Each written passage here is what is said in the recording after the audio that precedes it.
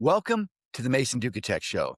And before we jump in, this episode is brought to you by WorkforceAlchemy.com, the place where business owners and executives go to uncover and address profit leaks hidden in their everyday operations. My guest today is Jürgen Dauk, author of The Leadership Operating System and a business transformation leader with more than 25 years of experience, helping organizations close the gap between strategy and execution. Having held senior leadership roles with companies including Oracle, OpenText, and Avaya, Jürgen has spent decades studying why some organizations move fast, scale effectively, and adapt to change while others get stuck in bureaucracy, leadership bottlenecks, and slow decision-making. Today, we're talking about leadership dependency, decision speed, organizational design, and what leaders need to change if they want their companies to thrive in the age of AI. Welcome to the show. Super glad to have you here today. Mason, thanks for having me. Really excited to be on the show. So, after working with organizations around the world, what is the most common leadership problem executives think they have that is actually something entirely different? So leaders often look at other departments and, blaming stuff on them and thinking, well, we could do better if this other department would be doing a better job. Let's say you are leading a sales organization, you're blaming marketing is blaming sales, and so on and so forth. But in reality, everybody's defending their own KPIs instead of moving the needle. And the system is not designed to really work as a cohesive organization that is moving things forward. Running on an outdated leadership operating system, what are the first signs that tell you that an organization's operating system is broken? Look at how long it takes to change something, to change direction. I would also argue that if you look at the levels of middle management that you are carrying around, it's heavyweight, right? If you have a huge middle management and it takes ages to get something communicated, to get a decision rolled out, it's a clear sign that your system is outdated. And if your focus is more on controlling KPIs than experimenting and innovating, and it's also a clear sign you're far behind. It's funny how this would have been 25 years ago, maybe longer. But Lee Iacocca here in America, because I know you're in Germany right now, but Lee Iacocca brought in he was the head of Chrysler, and he wanted a convertible.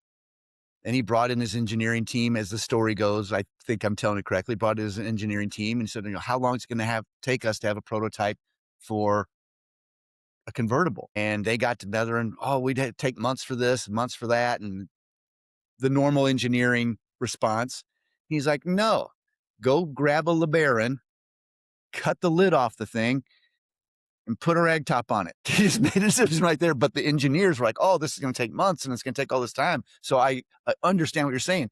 And, that was 25 or 30 years ago. And I'm convinced it's not better now. It might be worse. Yeah. And I recently studied a case of a home appliance company, Chinese home appliance company, Haier, right?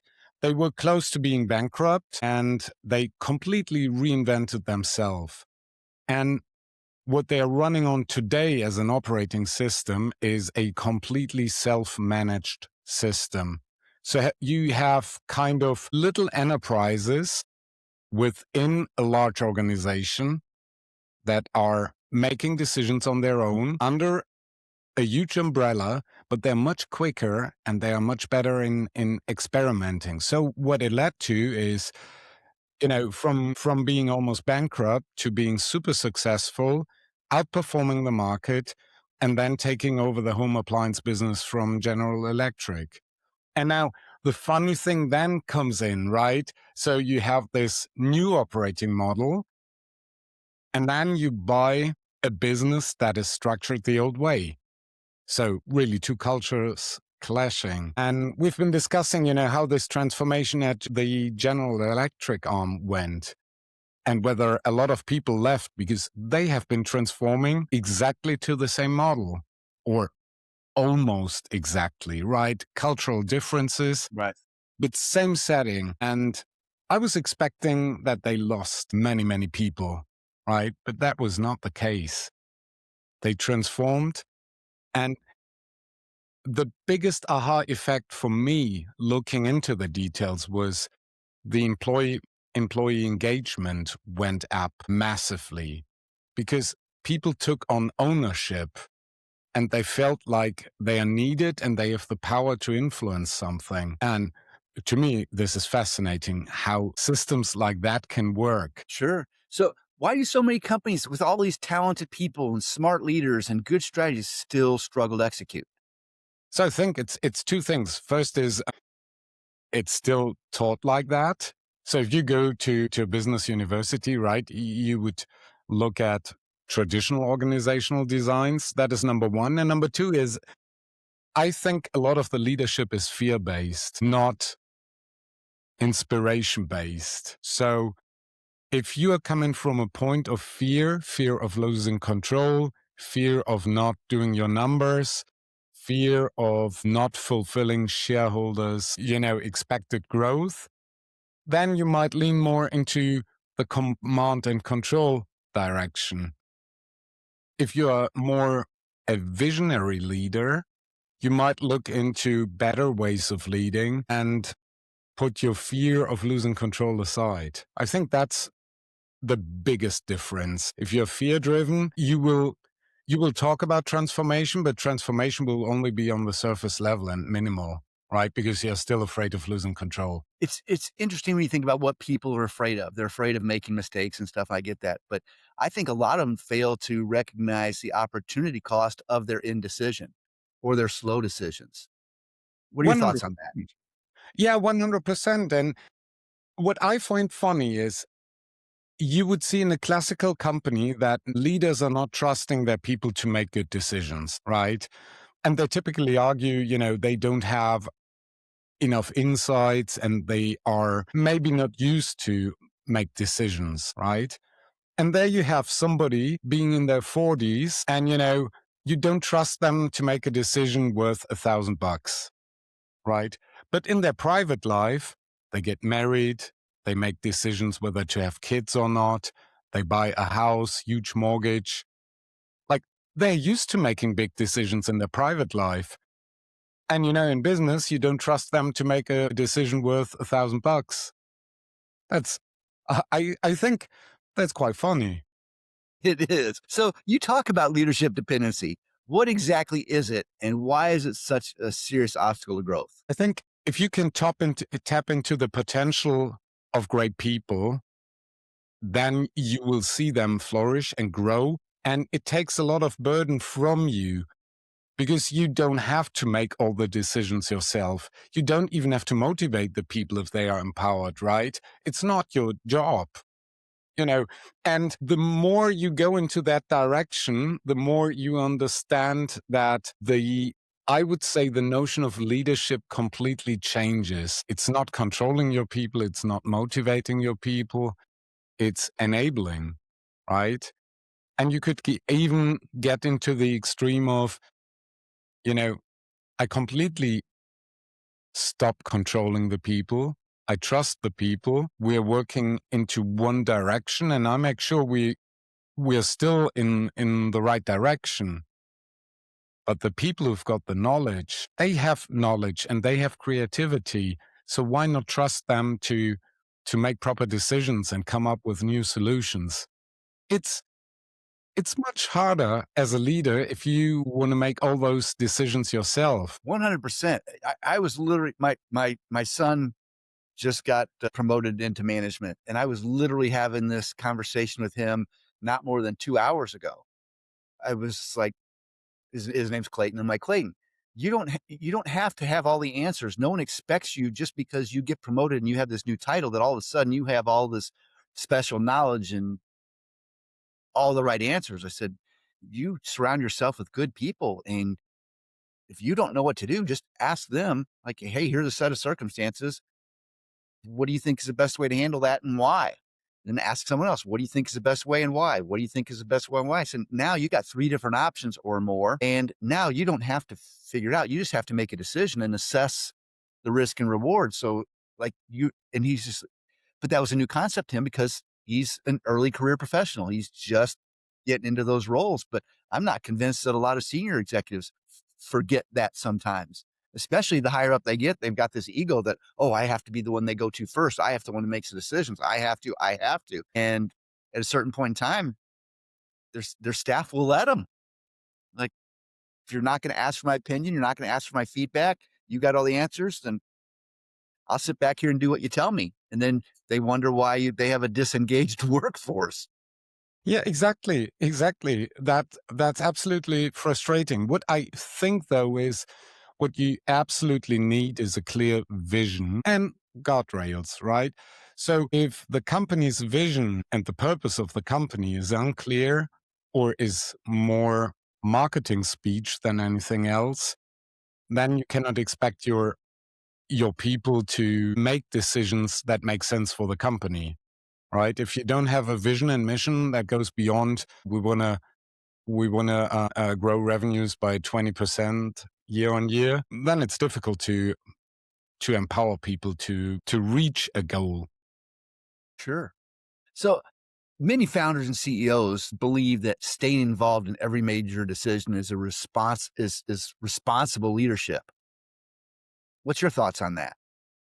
I don't agree at all. I mean, it doesn't make sense to become your own bottleneck, the company's bottleneck, right? Why would you hire smart people and then still make the decisions yourself? It doesn't make sense. And if you look at what traditional companies are trying to achieve with AI, it's a similar thing. You know, companies are, you are the founder and CEO, you're growing, and now AI, right? So if you look at the thought process with many founders, but also long-term leaders, is how much money can we save, right? But I think if you if you're convinced you have great people on board, right, in your company, and you've got a great vision, now you're getting better tools. So my question would be, what else can we achieve? Can't we do a much better job now with AI instead of just thinking about we could save 10 or 20%? Right. Is I'm going to butcher the quote, but I know the general gist of it. But Steve Jobs made the comment or something similar along the lines of, "I don't hire smart people and tell them what to do. I hire smarter people and so they can tell me what to do." And I thought that was very well. I mean, Steve Jobs. I mean, Yeah, passed but away. same as Jensen Huang of NVIDIA just said, he can't understand. So if CEOs, right, think about cutting cost with AI, they lost their imagination. Because why wouldn't you use your people and greater tools to achieve something remarkable? So could you maybe, because I'm sure there's people listening right now that are hearing our discussion, they may have been operating in the command and control leadership style, and maybe that's the way they were taught, and deep down in their gut, they're feeling that it might be time to evolve, grow, try some different things, but they're not there yet. They're on the cusp of making that leap of faith. Maybe could you share an example that might encourage them where reducing leadership dependency dramatically improved execution, speed, or business performance? Yeah, I had a great discussion last week. So I was working with a client. It's a small yes, SME business, typical SME business, right? And they had discussions on AI. And so they did an experiment. They brought in an external company that developed some automations, AI automations for their bookkeeping function. And as a result, they brought down the repetitive tasks by 80%. Now, what they didn't do is fire their bookkeeping stuff. So they transformed them into talking with customers, into, you know, much more productive work than just, doing standard repetitive things. So they did this experiment just in their bookkeeping. Like, it was not a massive whole company transformation. It was just that bookkeeping department of that SME company. But as a result, employee engagement went up. They didn't decide to get rid of people, but they repurposed their skilled people to talk to their best customers, to have a lively interaction. And as a result, DSO went down massively. So they got paid much quicker because instead of doing repetitive tasks, those bookkeepers were calling their best customers and saying, look, is there an issue? Can we help? And client satisfaction went up massively. So my take to your question, I would probably, from my experience, if you're struggling with that level of trust or transforming, start at one area, experiment, and see what the results is with your customers, with your employees, and see what it does to your level of trust with your employees. And I bet that will convince you to copy paste that into other areas of the business. When my son was an infant, he might have been 4 or 5 years old. He got sick and we took him to the hospital and he was there for 3 or 4 days. And we got the bill and insurance got the bill, but it was thousands and thousands of dollars. And I asked my wife, I go, how much time did he physically spend engaged with a doctor over the course of 3 full days and nights? And the total time was about maybe 30 minutes. But he got excellent care.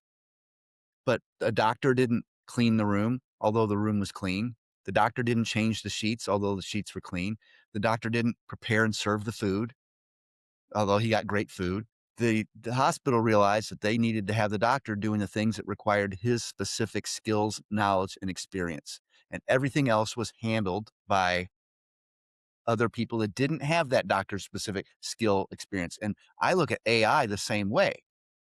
I look at AI saying, whatever, if it's an engineer, let the engineer do the engineer things. If it's a doctor, let the doctor do the doctor things. If it's a salesperson, let the salesperson do the things that require that salesperson's specific skills, knowledge, and ability that a machine doesn't have.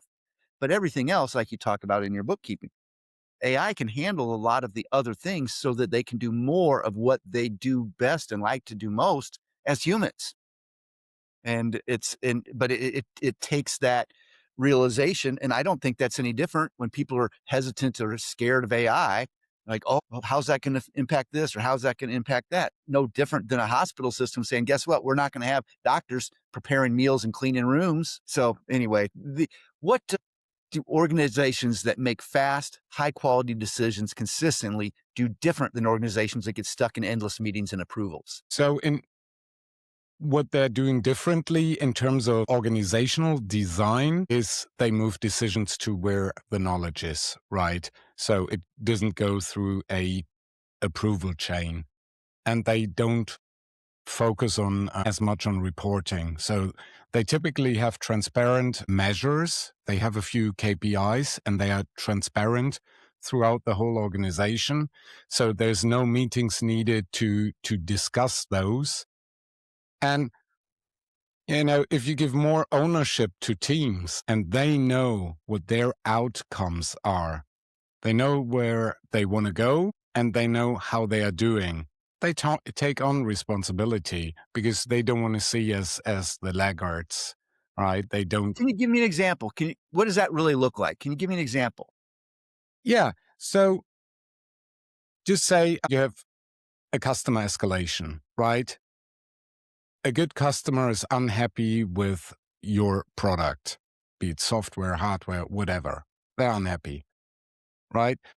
If you have cross-functional teams that are close to the customer, they take that on as their thing. They own it.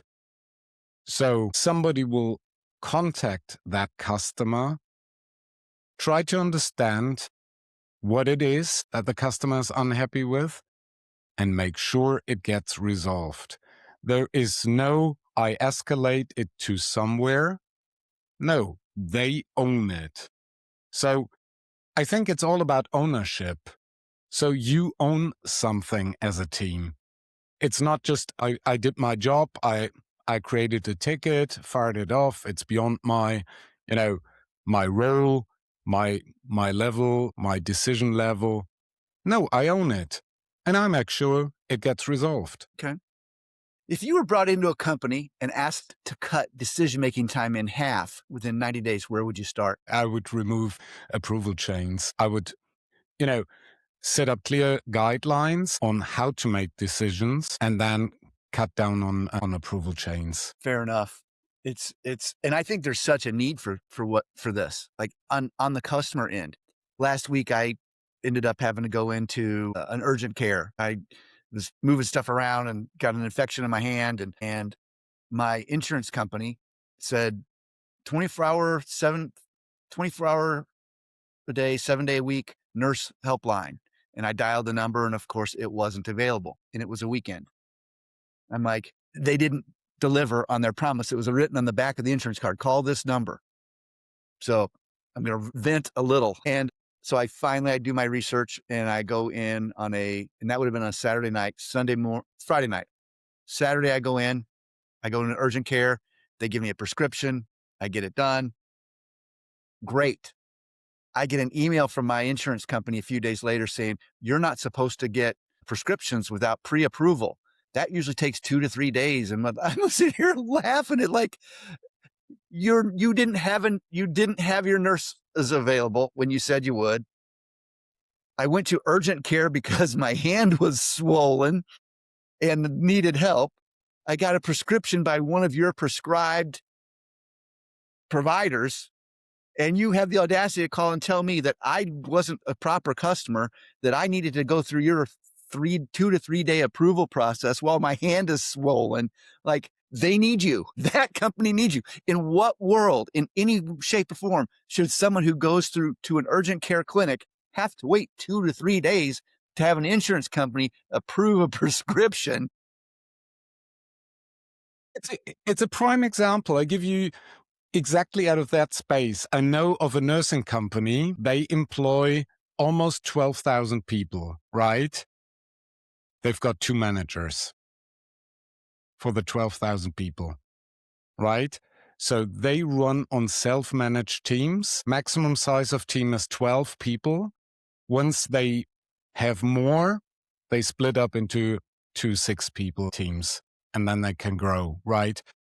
They have full autonomy, right? They have some KPIs. One of them is customer-facing time.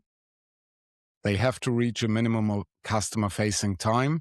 They know when they do that amount of customer-facing time, they are profitable inside the organization, right? If they are below, they can ask for coaching because they know that they are underperforming, costing the company money. So they would naturally go to a coach and ask for guidance, right? But just imagine 12,000 people with 2 managers, 2 directors. They do everything. They manage their office space, they manage hiring, they manage firing. They are fully autonomous in their teams. So if in that case, right? So you've got a problem, you call them, and one of them will pick up because they own the area, and their ultimate goal is to make sure everybody in their area that they're covering is doing well. So there's personal ownership. There's not like a hotline somewhere. No, they're handling that. If one of their team members is sick, right? You wake up in the morning and you're sick. So you don't call your manager and call yourself off sick and leave that issue to a manager. No, you call your colleagues because you have patients to care for. And you ask them, would you step in for me because I don't feel well? Meaning you really own the well-being of your patients. Like you're not sitting on the phone, somebody calls in, you don't care basically because your job is, handling 50 tickets a day. Very true. What organizational changes should leaders make before investing heavily in AI, in your opinion? So number one is definitely vision and purpose. Have that clear beyond just revenue, and involve your people in creating that. And then involve the people, right? Ask them, what are the areas you are seeing that could be automated or improved with AI? Because what I'm seeing a lot is I recently worked with a company, a manufacturing company. Typical thing, they implemented AI. So it was more a thing of legal, compliancy, and then, IT got the order to roll out a solution company-wide. Right. Invested millions, almost no improvement. Why is that? Because just because you switch on Copilot in your Office suite doesn't improve anything.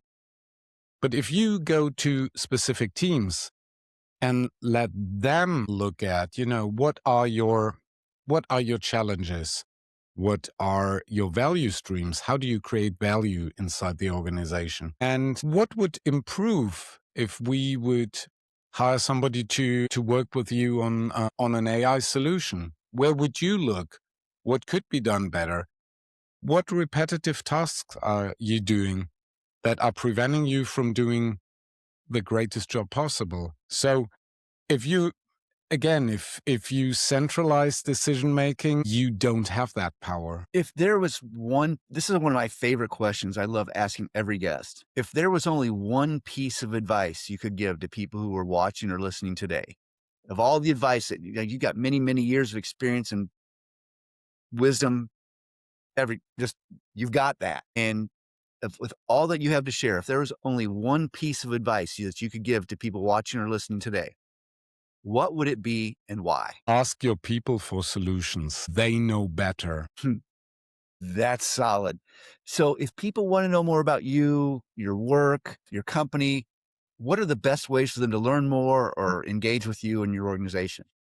So I'll be around on LinkedIn. I post quite regularly, so you can find me under Jürgen Dauk on LinkedIn. And I've a website for my book, which can be found under theleadership-os.com. So that's theleadership-os.com, where you can just leave your email address and download a few templates. So there are some good self-assessment pieces to check on where do you stand with your org. So, and would love to hear from you and hear a bit of feedback, what's going on in your world. What inspired your book? It was 25, 30 years of seeing things painfully not working, and a few areas where, really innovative leaders did things differently that worked totally differently and worked much better. That inspired my book and my work. Well, thank you for sharing your book. Thank you for sharing your time, and thank you for sharing your wisdom. It's been an absolute pleasure. And I hope everyone watching and listening is enjoying it and learning as much from it as I have. Thank you. Thanks a lot.